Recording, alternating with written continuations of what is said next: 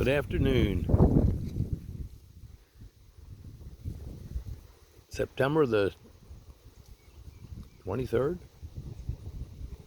I might have to correct that later on in the video.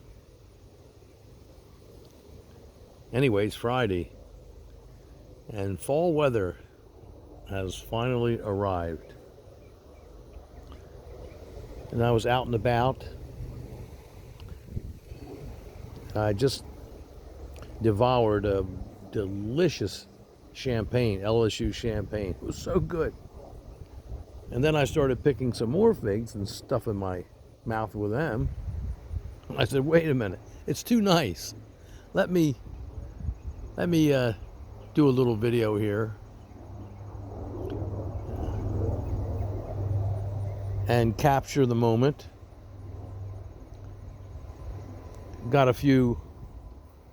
I've got quite a few figs still growing here.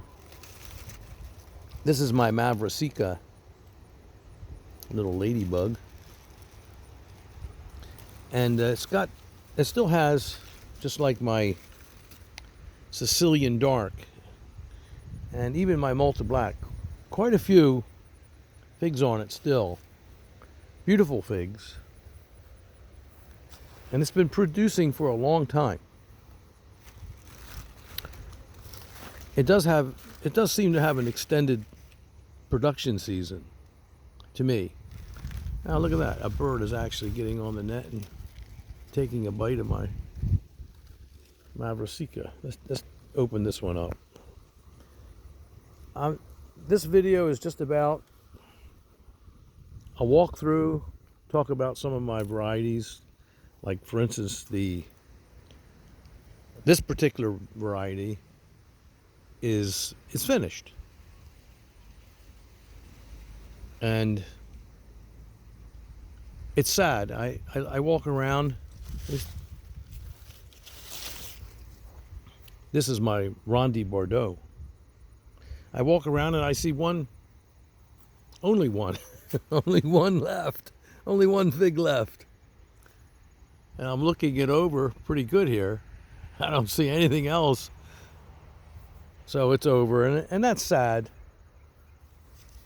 Now, you will have noticed in my previous videos that this particular variety is one of my very all-time favorites, both in a container and in the ground. Look how magnificent this tree is. It's just so healthy and vibrant, disease-free. It produced so many figs, and you will see it in my other videos. Hundreds of figs. Look at that. Isn't that beautiful, though? Madeira. I have got to take a bite of that. You'll forgive me.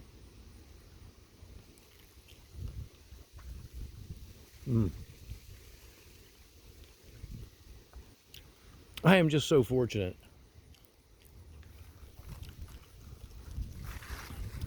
I've had such a good fig year. Last year, too. Every year I eat a lot of figs. And I'm very, very grateful that I'm able to do that. To be able to eat all the figs I want to eat. That's a wonderful privilege. And I believe that's a privilege that a lot of you out there, a lot of my subscribers and listeners, are striving towards as well.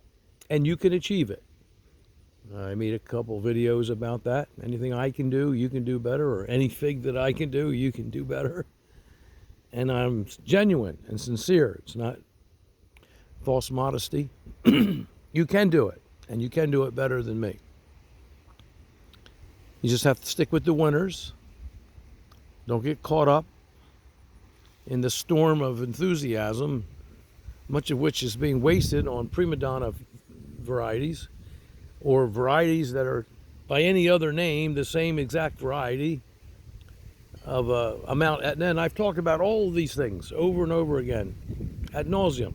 But for you, to keep you on the right path, to guide you, to get you through all the potholes and the and the hurdles out there, that someone have you jump over to achieve something that you could do with much greater ease and much less expense. If you just stick to the winners, stick to a strategy, and you're patient and remain determined to be able to get to a point where you could pick and devour all the figs that you want to also, and give it to your friends and your relatives, and just, it's a wonderful thing. Make preserves the way Debbie and I do.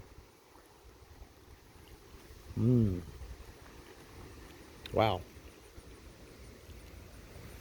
Here's some let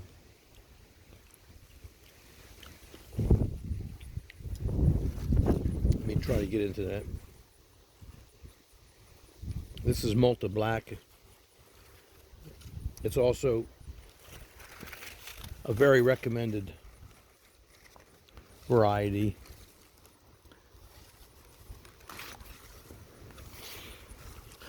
I usually recommend it over my Sicilian Dark, which I'm very impressed with, and also my Madeira, which I absolutely love. And the only reason, because they're slightly different, okay, but equally good. And the characteristics vary a little bit. The flavor varies just I can tell the difference a little bit, but they're equally good. But I just think for those of you out there that are looking for a good Mount Etna, and you can save on having to purchase the other 70 or 80 that are out there circulating by any other name, I think it would be easier for you to get a reliable Malta Black from a reliable seller. And I'm not so sure if you would be able to repeat that process with Sicilian Dark or Madeira. And then this, I have to say too, this Madeira is different. It's more different even than the Sicilian Dark from the Malta Black. Let's take a look at the Malta Black. It's wonderful. There we go.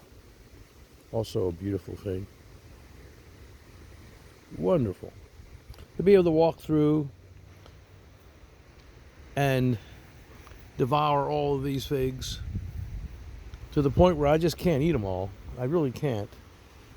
I see another, there's another beautiful Malta Black in there I'm going to grab out.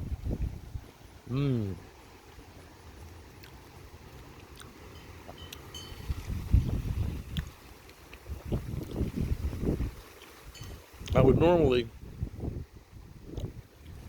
oh wow, save some of these for Debbie, but yesterday I picked a bunch for her. There were so many, and I had to get ahead of it. Look at that. I better get that one.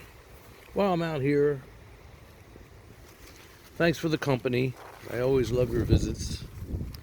I got to get through this net. I don't know if I'm going to be able to do it this time with one hand. There we go. Let's pick this one too. There we go. Hot diggity. So I have quite a few in the house, and Debbie's been helping herself to them. There's an abundance still this late in the year, and that's okay. I love it. I'm so happy that the figs in the yard here are staggered to where they get ripe at different times, or some have longer periods of bearing fruit. Some, like the Ronde Bordeaux, start earlier and just finished, but now they'll be finished for good. Except that one fig, I'll keep my eye on. And some of the others, like this Alma, is still producing quite well, as you can see. I hope you can see. Plenty of figs on it remaining.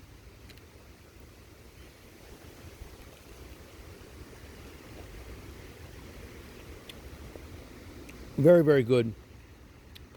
And stick with me if you want to look at a few of my container figs, because I'm going to put you on pause in a second, and we're going to go take a look at a few there, because there we've been eating a lot of black Madeira, Italian 258. The Smiths are gone; they're done. They're an earlier fig, and we've talked about it many times. One of my favorites. Also a wonderful producer in containers. It maintains its taste in containers, unlike Peter's Honey to me. I don't have any luck with Peter's Honey in containers and a few other fig varieties. Others are tolerable and some are really good still in containers that I, quite honestly, I've never eaten in ground counterparts like Black Madeira or Italian 258. But I imagine if they're better than they are in pots, I imagine they're really, really unbelievably spectacular. And because they're so wonderful in containers, I have great luck with them. And they're among my very favorite fig varieties that I can grow in 7A in New Jersey. This is Alma.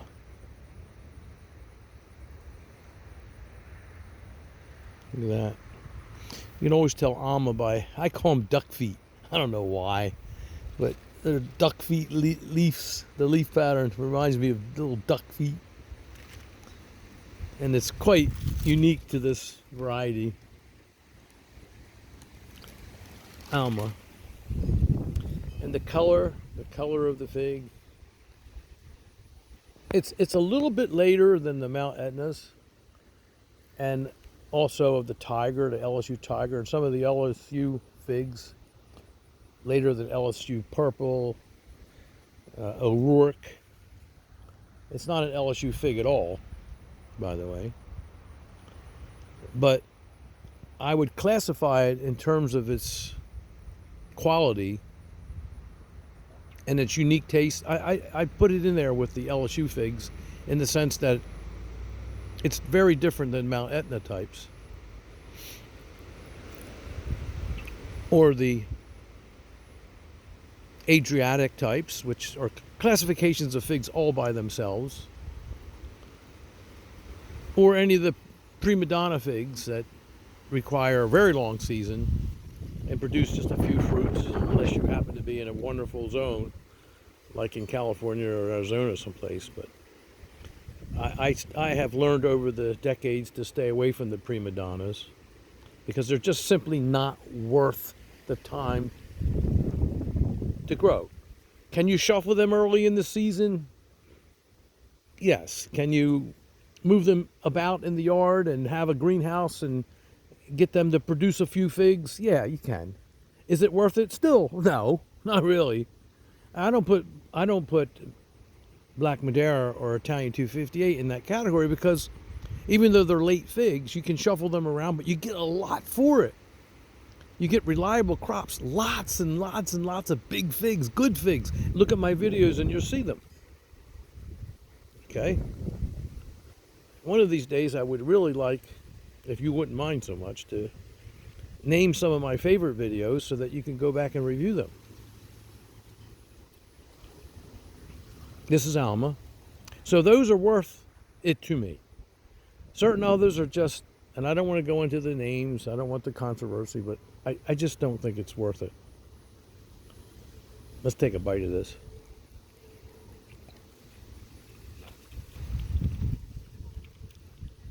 This one's very good, very sweet, a distinct taste, very, very, this is a good variety. It's a good variety. So I say it's a little bit later, but that's okay. Not a lot later. In ground, I like it a lot. It's always reliable. Always reliable in ground. Okay? And it's quite winter hardy. I got my foot caught in a net here. And it is a vigorous grower, very healthy, robust. It's just a good, solid variety. Tasty, unique, and oh, the skin is just so sweet. It has a delectable flavor to it. It's so good. And the fact that it's a little bit later, not a lot, is good, because now look, I've got some trees like the tiger that have no fruit at all. There's not a ripe fig on this tree anymore. Now, this was in my other video just not too long ago, and you will observe in that video that it was just completely loaded with fruit. And I just showed you my Ronde Bordeaux. As magnificent as it is, only one fig left. And this is my smaller of my 2 in-ground Peter's Honey, and you will not see a fig on it, although it's a lovely day. I believe it's the first day of fall or the second. Lose track. My work completely, you'll see that in previous videos. Not one fig. My magnificent Celeste, tears, no figs. No figs. Another wonderful in-ground Ronde Bordeaux, beautiful tree, beautiful specimen, no figs. But guess what? Tiger again. I only see one little fig that might get, probably will never get right. But look, guess what? And that's what this video is about today. Liama? Well, it's got figs. Figs. Give me some figs. I say it all the time, for what it's worth. There's no controversy about that. We all love our figs. All of you figsters out there too. Oh, guess what? I see a really ripe one in there. That's back in the bottom, and I'm gonna, if you don't mind, take the time to reach in there and grab that big. This one I'll just put down here, and I'll give it to Debbie. But some of the other varieties here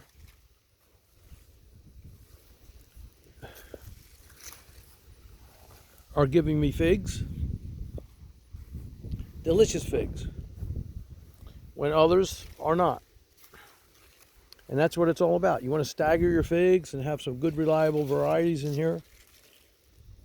Now, I've got hardy Chicago types that are finished, all done, because that's the quality that they have in them genetically. And it's the same every year.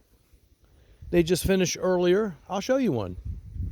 In fact, why don't we just go to it? It's a magnificent unknown. You might call it Lou Monte's unknown, okay? But it is a hardy Chicago type. It has some strange characteristic traits. It reminds me a little bit, believe it or not, I mean, there's a little bit of a Celeste to it. You know, I can't explain it.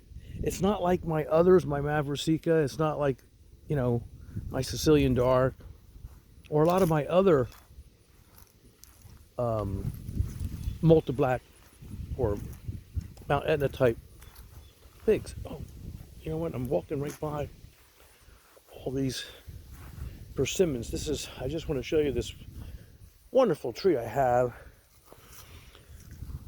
This is one of my persimmons trees, and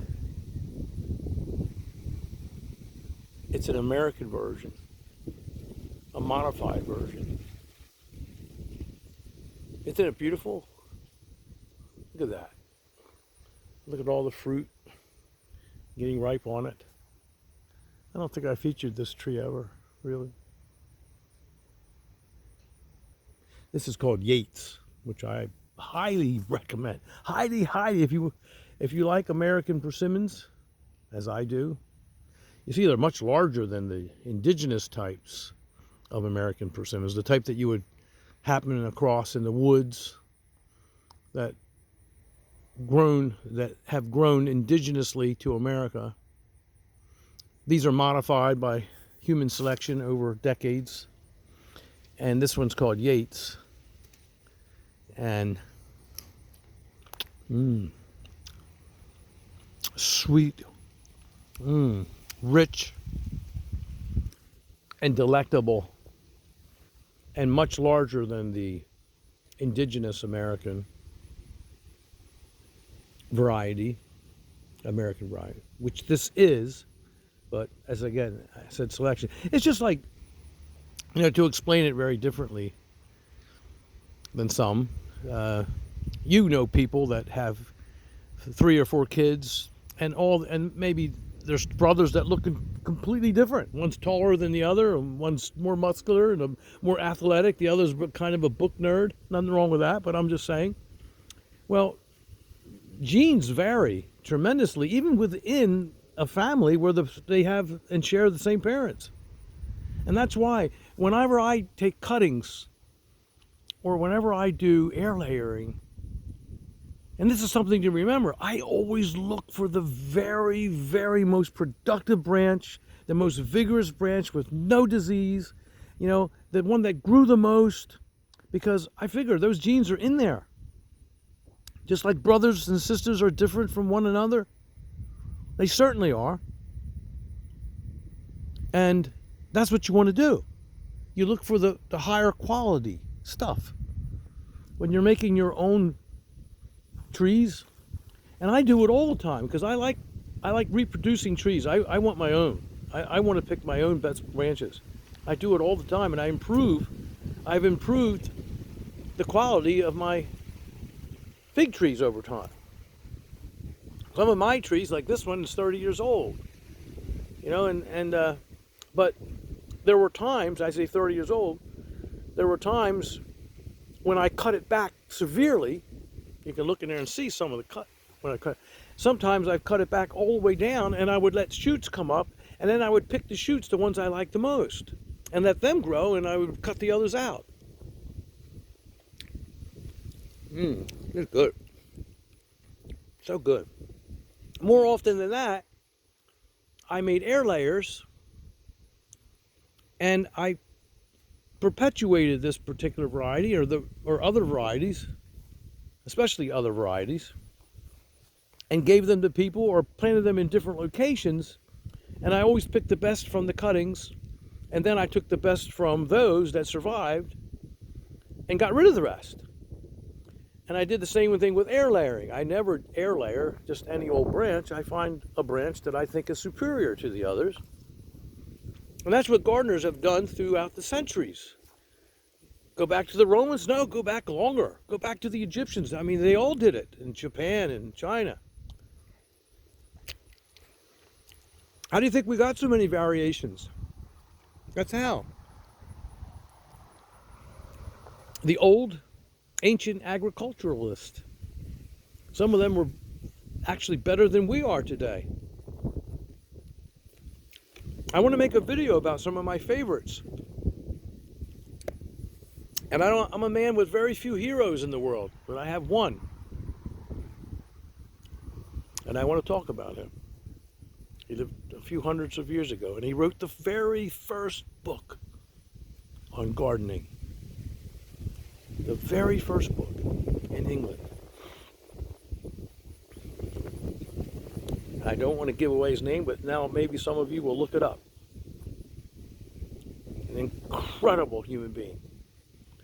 And at one time I sought his journals, and they weren't widely distributed. And I had to search libraries all over the country. Talk about 23, 24 years ago. And I finally found up in Rhode Island, the university there, I found his journals.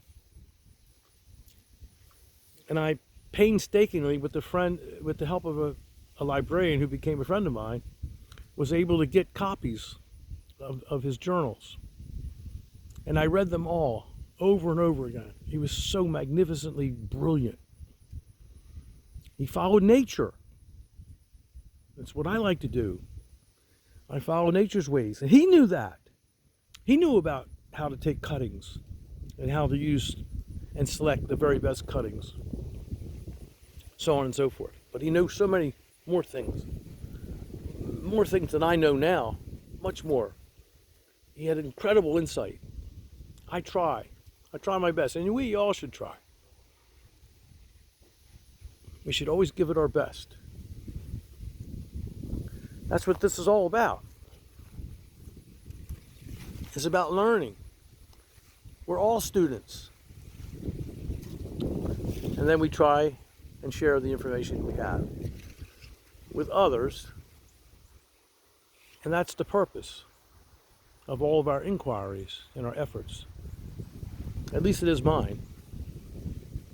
Okay, on pause. Let's go take a look at some of the greenhouse figs now that have been kept there.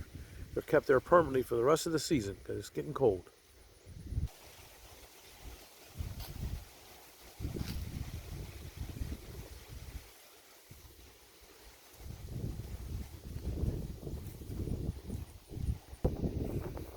Now here's the hardy Chicago type that I acquired many years ago.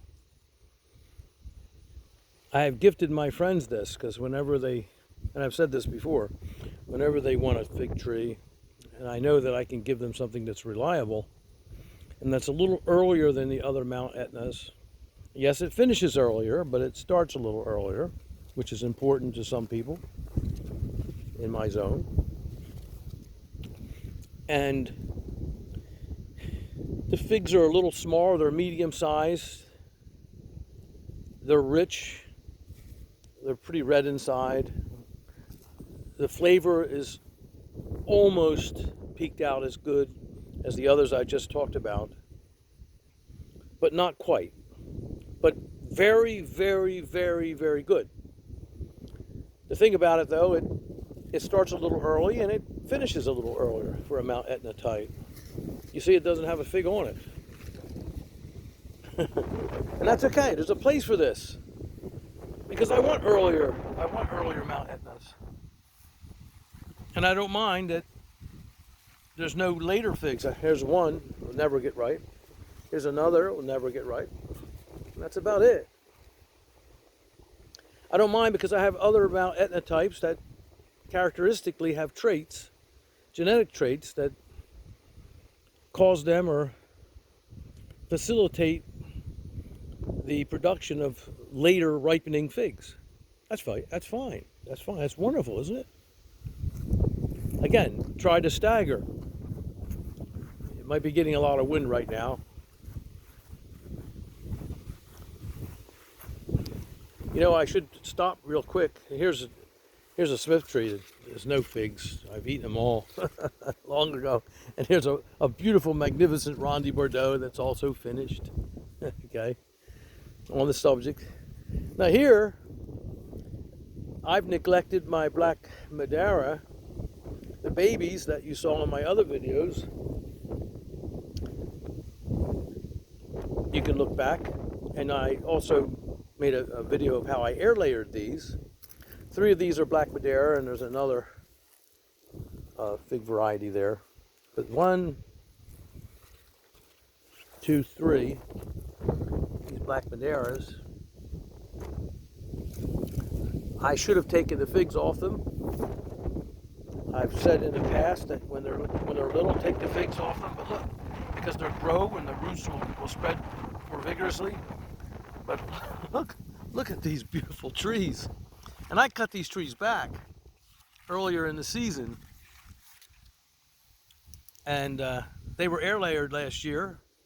Look at them. Aren't they beautiful? Completely disease free and it's the fall. So pretty soon they're going to start to yellow their leaves, and because we've been cold. I'm out in the country here and it's cold out here. But they're just beautiful. They've grown very vigorously, highly productive, very healthy trees. Just thought I'd show them to you in case you looked at my other videos. And here's another variety. Here, this isn't black Madeira. And there it is. Bastillary. Which someone gifted me, and I'm going to find out about it, how much I like it or not. But the rest of these are all black Madeira, and they're just beautiful. Let's go ahead and go into the greenhouse now. I want to talk a little more. We've got bunch of ripe figs in here, and I've been eating plenty of them for a long time. My son's been eating them when we were away on vacation. He was eating them every day too. This is Italian 258. These are ready to eat. Nice healthy tree. There's not many figs left. This one's a Smith, and it's all done, all finished up. Not a fig on it. They're staying in here now. They're not going back out in the yellow, under the yellow sun. Here's some very, very beautiful 258s. Very ripe. Honey dripping out of them. Gosh, it makes your mouth water, doesn't it? And I would pick one here. Or two. I've got to bring these into the house to Debbie. There we go. Italian 258. Let's take a bite of that. Put that right there. Let's pick another one. Wow. Look at that. Let's take a bite of that. I'll save the other half for Debbie. Wow. So good. Pick another one. Yeah. Why not? Here's a nice one here. Oh, they're all nice.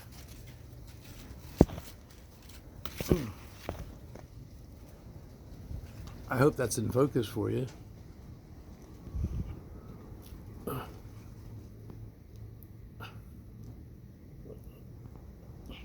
Wow. Look at that. Italian 258. One of the very best figs that you can grow, in my opinion. It's not only top tier, in my opinion, as far as productiveness and all the other habits that it possesses. That's a Preto. I've been eating a lot of Preto. It's a little bit different. Some people say no. I find that its growth pattern is different than Black Madeira. This is a beautiful, magnificent tree, by the way. As you can see, it's a very large tree, very beautiful tree. Figo Preto. Gorgeous. And I've eaten a lot of fruit off this. But we won't get into the details about how I think they differ. It's very slight. If you have Figo Preto, you've got